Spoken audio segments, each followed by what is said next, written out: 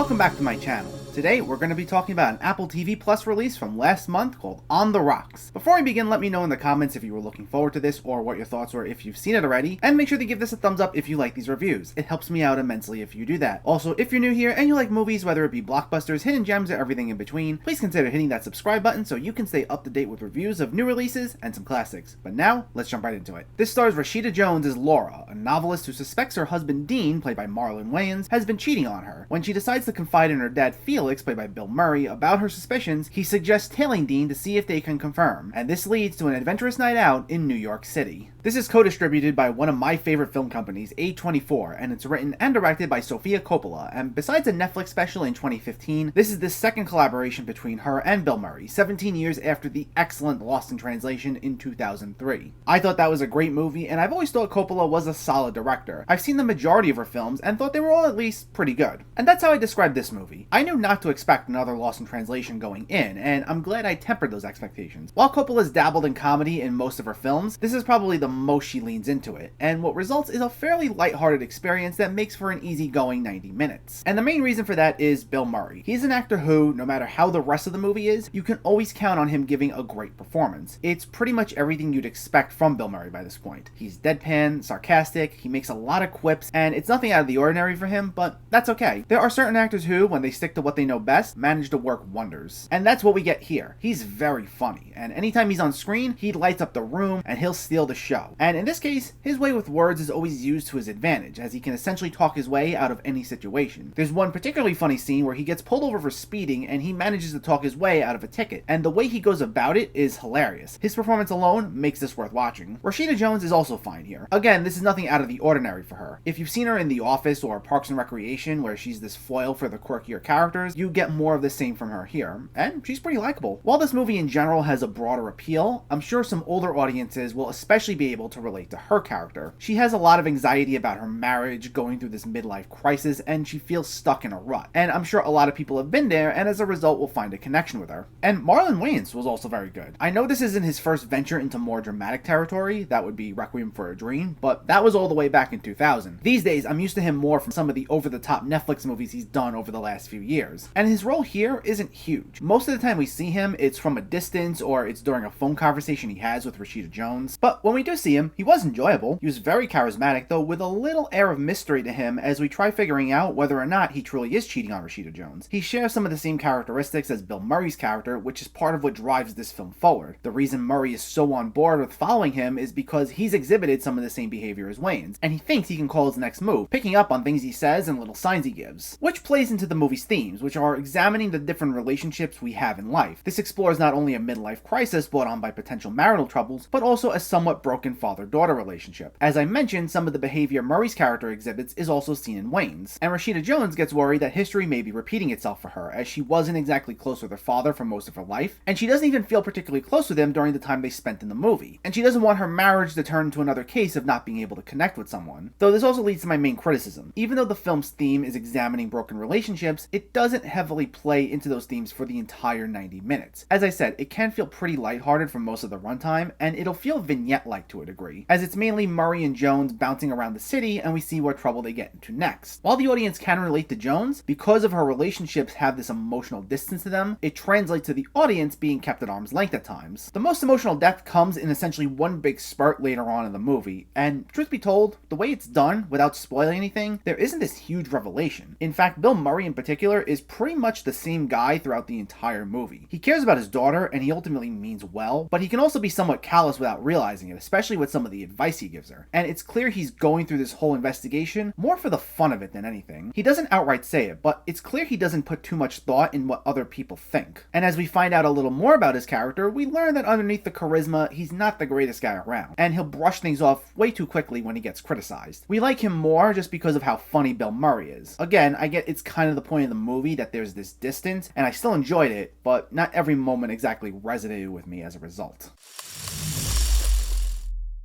Overall, this was good.